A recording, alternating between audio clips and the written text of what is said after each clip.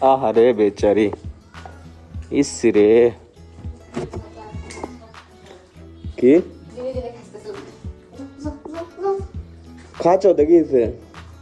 বরের কাপড় ধুলে ছোয়া হয়। আরে জুতা আলি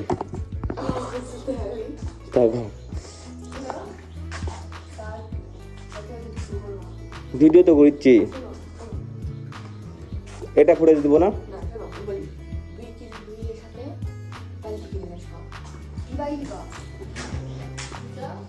ঠিক আছে, 2 কেজি হুইলের সাথে বালতি। এখন এটা মনে থাকলে হয়, মনে থাকলে বাড়িতে আসবে, না হইলে নাই। 2 কেজি হুইলের সাথে বালতি, 2 কেজি হুইলের সাথে বালতি, 2 কেজি হুইলের সাথে বালতি, 2 কেজি হুইলের সাথে বালতি, 2 কেজি হুইলের সাথে বালতি, 2 কেজি হুইলের সাথে মনে হয় বালতি ফ্রি, এই জন্য বলছে।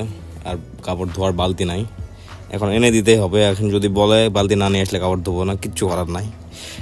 ওকে, আজকের ওয়েদার অনেক রোদ বাইরে, ভালোই গরম পড়ছে কয়েকদিন। আমি যাবো, দেখি বের হই, বাজারে যেতে হবে বালতি কেনার জন্য, না হুইল কেনার জন্য, সরি। দেখি পাশের দোকানে এদিকে পাওয়া যায় কিনা। এখন কোনো জানোয়ারের সাথে দেখা না হইলেই হয়, কোনো জানোয়ারের সাথে দেখা হইলেই হয়তো প্ল্যান ঘুরে যাবে। আমাদের গ্রামের ভিতরে রাস্তাটির এই অবস্থা। রাস্তাটি পাকা করার উদ্দেশ্যে কাজ শুরু হয়েছিল গত বছর আওয়ামী লীগের আমলে। স্বয়ং এমপি এসে রাস্তাটির উদ্বোধন করে গেল, বাট রাস্তাটির কাজ শেষ হওয়ার আগে আওয়ামী লীগও হারাইলো, কন্ট্রাক্টরও হারাইছে। রাস্তাটি যে কী হবে আল্লাহ জানে। গ্রামের মানুষজন হয়তো কপালই খারাপ। প্রায় 8-10 বছর দুর্ভোগ পোয়ানোর পর রাস্তাটির কাজ শুরু হলো, শেষ না হইতেই সবাই পালাইছে। এখন দেখা যাক কি হয়। জানুয়ারি হরন দিয়ে লাগে না কি এদিকে দাও তো। বলতে না বলতে একটা জানোয়ারের সাথে দেখা। এখন যে প্ল্যান কোথায় হবে কে জানে। এখন হুইল কেনা হয়েছে, বালতি কেনা হয়েছে, মনে থাকলেই হয়। গ্রামের এই পাশে রাস্তাটা আবার নতুন করে কার্পেটিং করা হলো।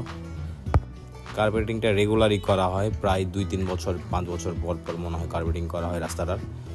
তবে এই রাস্তাটির কার্পেটিংয়ের কাজ দেখো আমি সন্তুষ্ট না। রাস্তাটির ফিনিশিং কম হয়েছে, চাইলে আরও সুন্দর করে ফিনিশিং করতে পারতো। আর রাস্তাতে মনে হয় পিচের পরিমাণ কম। আরও একটা জানোয়ার সাথে যুক্ত হলো। জানোয়ারের অভাব নাই, রাস্তাঘাটে বেরোলে খালি জানোয়ার বের হয়। আমার ভিডিওতে খেয়াল করে দেখবেন আমি সবাইকে জানোয়ার জানোয়ার বলি, কারণ কুত্তা বিড়াল বললে তো রাগ করবে, এই জন্য জানোয়ারই বলি।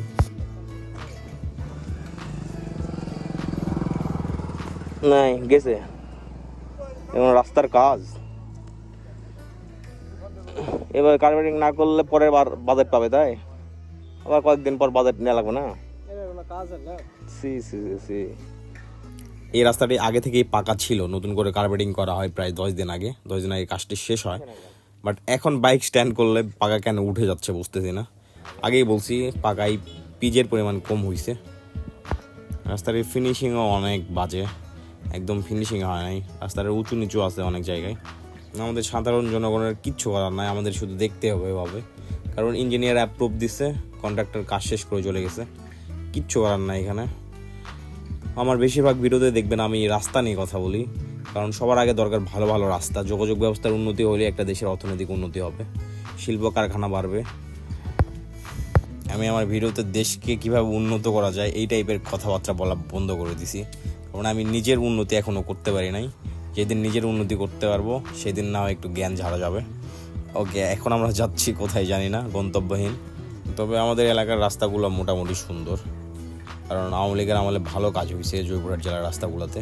তবে রাস্তাগুলো একদম ইন্ডাস্ট্রি ফ্রেন্ডলি না। রাস্তাগুলোতে লোড গাড়ি একটার উপর 2টা যাইতে পারে না, এমনি বাইক নিয়ে যাওয়া ঠিক আছে। রাস্তাগুলো যখন ওয়াইড হবে আশেপাশে ইন্ডাস্ট্রি বাড়বে, কারখানা বাড়বে।